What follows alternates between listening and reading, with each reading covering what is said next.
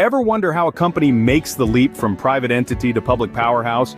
It's a process that involves either a traditional initial public offering, or IPO, or a newer method known as a special purpose acquisition company, or SPAC. But what exactly are these two methods and why are they relevant in today's financial landscape? Well, imagine a thriving startup that has grown tremendously over the years. The founders and investors decide it's time to take the company public, to raise more capital and further fuel its growth. They have two main pathways to achieve this. Through a traditional IPO, which has been the preferred method for many years, or through a SPAC, a relatively newer and increasingly popular alternative. A traditional IPO is a process in which a private company offers its shares to the public for the first time. The company works with an underwriter, typically a bank, to determine the price of the shares, and the underwriter then sells these shares to the public. This process can be lengthy and complex, but it's tried and tested, and it's how many of the world's biggest companies have gone public. On the flip side, a SPAC is a shell company that's created specifically to take a private company public. It does this by raising money through its own IPO, and then using this capital to acquire a private company. This method is quicker and less complicated than a traditional IPO, but it's also less predictable. The choice between an IPO and a SPAC can have significant implications for the company, its investors, and the wider market. And that's why understanding the differences between these two methods is crucial for anyone interested in the world of investing and finance. So with that brief introduction, we're going to delve deeper into these two methods of going public. We'll start by exploring the world of traditional IPOs and then move on to the newer, less conventional world of SPACs. Let's dive into the world of traditional IPOs first, shall we? IPO, short for initial public offering, has been the standard route for companies going public. This is where a privately held corporation sells its shares to the public for the first time. The process starts with the company hiring an investment bank to underwrite the IPO. The bank, along with the company, sets the initial price and number of shares to be sold. This is followed by a roadshow where the company's executives present their business plan to potential investors, drumming up interest in the IPO. Once this is done, the shares are listed on a stock exchange and are up for grabs for anyone to buy. Going public through an IPO can be a game changer for a company. It provides access to a vast pool of capital and gives the company a chance to expand and grow. It also brings visibility and credibility, which can be a significant advantage in the competitive business landscape. However, traditional IPOs are not all sunshine and rainbows. They come with their own set of challenges.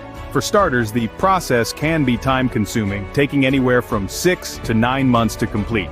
It also requires a lot of paperwork and regulatory scrutiny, which can be daunting for some companies. Not to mention, there's always the risk of the IPO not being well received by the market, which can lead to a fall in share prices. Imagine a roller coaster ride. That's what the IPO process can feel like.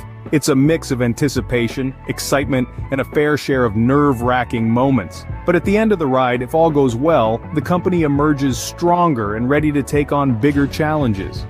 Traditional IPOs have been the go-to for years, setting the stage for some of the biggest companies we know today. But like everything else in the world, the financial landscape is evolving. There's a new player in town that's shaking things up. But more on that in the next segment. Meet SPACs, or special purpose acquisition companies, a popular alternative to traditional IPOs. In the simplest of terms, a SPAC is a shell company with no operations of its own. It's created solely to raise capital through an initial public offering for the purpose of acquiring a private company.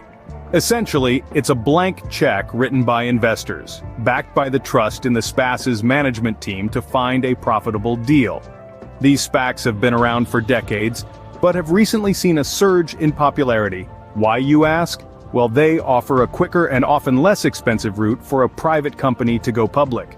This is particularly enticing for companies in high-growth sectors, like technology and biotech, where the need for capital is urgent and the market conditions can be volatile. Yet they are not without their own set of challenges. The clock starts ticking for a SPAC once it goes public. It typically has about 2 years to find a suitable private company to merge with, or it must return the raised money to the investors. This timeline can create pressure to find a deal, any deal, which can lead to less than optimal outcomes. In terms of regulatory aspects, SPACs have been facing increased scrutiny. Unlike a traditional IPO where a company is thoroughly vetted by the public and regulators, a SPAC merger allows a company to bypass some of this rigorous scrutiny. However, the SEC, the U.S. Securities and Exchange Commission, has been paying closer attention to SPACs to ensure investor protection. So, as you can see, SPACs offer a unique path to the stock market. They can be a win-win for both the private company looking to go public quickly and the investor seeking to cash in on the next big thing. But they also come with their own set of risks and challenges. Now that we have unpacked both IPOs and SPACs, it's time to put them head-to-head. Time, cost, risk, popularity. Let's compare these aspects of both IPOs and SPACs. When it comes to time, traditional IPOs typically require a longer runway, often taking 6 months to a year due to the rigorous process of preparing financial statements, conducting audits, and filing with regulators. On the other hand, SPACs can expedite this process, generally completing the merger in as little as 2 to 3 months. Now, let's talk money. IPOs can be costly, with underwriting fees and other expenses potentially running into millions of dollars. SPACs, however, offer a more cost-effective route, primarily because they eliminate the need for an underwriting fee. Risk is another crucial factor to consider. With an IPO, there's the risk of the offering being undervalued, which can leave money on the table. There's also the risk of market volatility affecting the offering price. SPACs, conversely, provide more certainty about the amount of capital a company will raise, reducing some of these risks. In terms of popularity, traditional IPOs have long been the preferred method for companies to go public. But in recent years, SPACs have gained significant traction, becoming a trendy alternative, particularly among tech startups. However, it's worth noting that this popularity surge has led to increased scrutiny from regulators, which could impact their future appeal. So, why might a company choose one over the other? Well, if a company is looking for a quicker and potentially less expensive route to the public market, a SPAC might be the way to go. However, if a company prefers to stick with a more established, albeit slower and potentially costlier method, then a traditional IPO could be the better choice.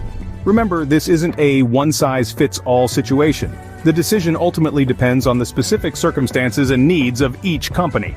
It's a high-stakes choice, with the potential to shape the company's future growth and success. Both have their unique advantages and challenges. The choice depends on the company's specific circumstances. So, IPO or SPAC, which is the better route to the stock market? In the high-stakes world of going public, both traditional IPOs and SPACs offer unique opportunities and challenges. The traditional IPO has been a tried-and-true method for a company to make its debut on the stock market. It provides a company with the chance to raise significant capital, while also opening it up to scrutiny and regulation. On the other hand, SPACs, or Special Purpose Acquisition Companies, are a newer player in the game. They offer a faster, potentially less risky way for a company to go public. However, they also come with their own set of challenges, including a less predictable path to profitability. But which is better? Well, the answer isn't quite black and white. It depends largely on the specific circumstances of the company in question. A company with a solid track record and predictable cash flows might fare well with a traditional IPO, while a riskier startup with high growth potential might find a SPAC more appealing. Looking ahead, we might see a blend of these two methods emerge. As the financial world continues to evolve, so too will the ways companies choose to go public. It's an exciting time to be an investor, as these changes could open up new opportunities for investment and growth. But as always, the most important thing is to do your own research and make informed decisions. The stock market is a complex and ever-changing landscape, and what works for one company or investor might not work for another. So, what do you think? Do you see more potential in traditional IPOs or in SPACs, or perhaps you envision a future where a blend of these two methods reigns supreme? Did this comparison clear some doubts, or perhaps it sparked new ones? Let me know in the comments below. Don't forget to like, share, and subscribe for more content like this.